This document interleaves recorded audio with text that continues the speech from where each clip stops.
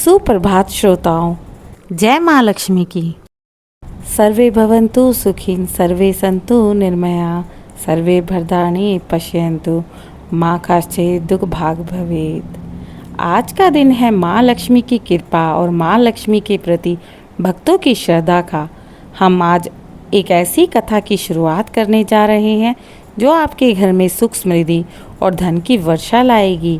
यह है महालक्ष्मी माता के 16 दिनों के व्रत की कथा। क्या आपने कभी सोचा है कि माता लक्ष्मी की कृपा हमारे घर में कैसे आएगी? भक्तों, माता लक्ष्मी ही वह दिव्य शक्ति है जो घर परिवार में संपन्नता, शांति और ऐश्वर्य का स्तोत्र है। हमारे शास्त्र कहते हैं, जो श्रद्धा और नियम पूर्वक से माता लक्ष्मी का पूजन करता है, उसके घर में कभी भी दरिद्रता नहीं आती और सभी सुखों की प्राप्ति निश्चित होती है।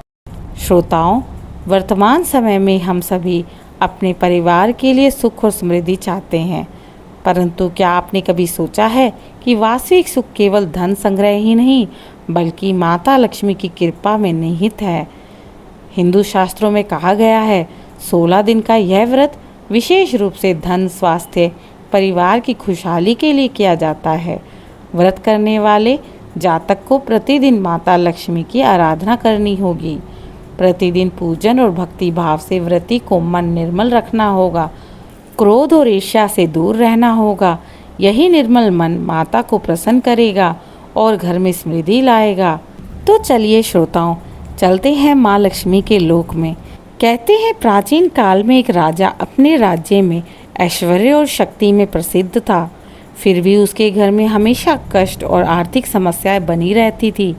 राजा चिंतित रहता था, दुखी रहता था और कई उपाय करता था, लेकिन उसे कभी संतोष नहीं मिला। एक दिन राजा के पास एक ज्ञानी ऋषि पहुँचे।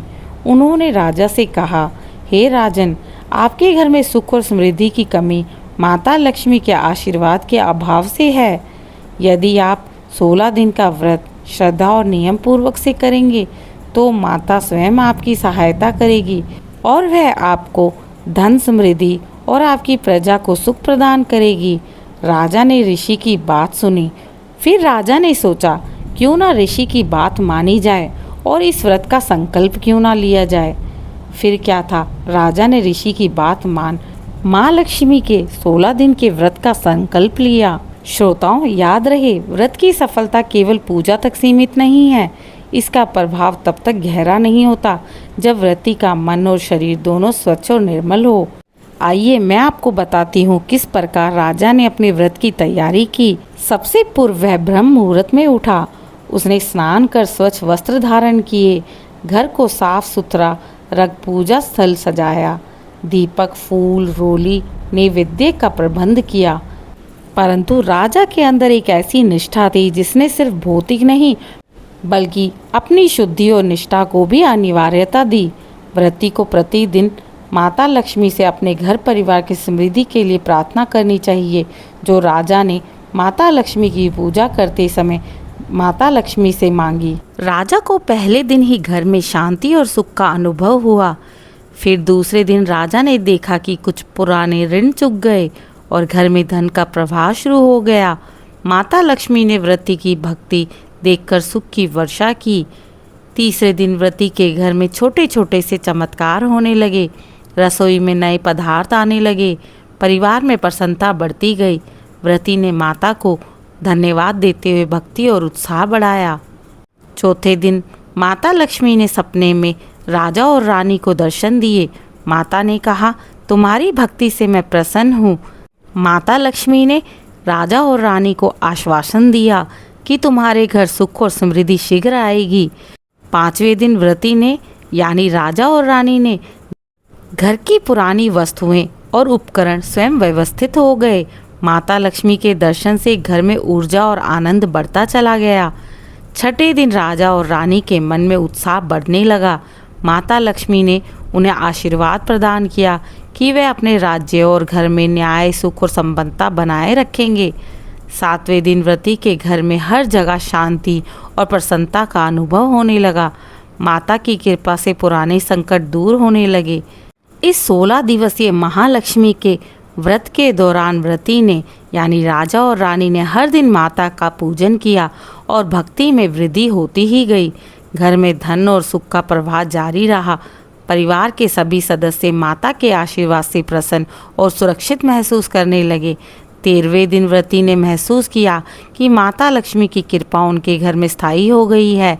घर में सभी कार्य आसानी से संपन्न होने लगे।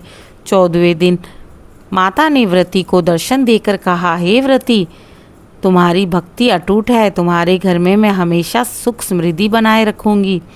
15वें दिन घर में धन, स्वास्थ्य और आनंद का पूर्ण अनुभव होने लगा। राजा और रानी माता लक्ष्मी की कृपा से धन्य महसूस करने लगे। 16वें दिन व्रत का समापन आया। उन्होंने बड़े ही भक्ति और श्रद्धा भाव से व्रत का उद्यापन किया। माता लक्ष्मी ने पूर्ण आशीर्वाद प्रदान किया और कहा, जो भी व्रत श्रद्धा और नियम से करेगा उसका घर सदैव सुख समृद्धि से परिपूर्ण होगा। इस प्रकार व्रती माता के आशीर्वाद से धन्य और प्रसन्न होकर अपने दैनिक जीवन में सुख समृद्धि पाने लगे। ओम श्री महालक्ष्मी नमः। भक्तों, इस प्रकार धार्मिक कथाओं को महालक्ष्मी 16 दिवसीय व्रत में सुनना बहुत ही शुभ माना जाता है। श्रोताओं, मैं लेकर आ रही हूँ आपके लिए 16 दिनों की 16 कथाएं। माता लक्ष्मी की कृपा प्राप्त करने के लिए इन कथाओं का श्रवण अवश्य कीजिए। भक्तों, क्या आपने कभी माता लक्ष्मी की कृपा का अनुभव किया है? कृपया मुझे कमेंट में ज़रूर बताएं और दूसरी कथा सुनने के लिए मेरे चैनल को लाइक, शेयर, सब्सक्राइब जरूर करें।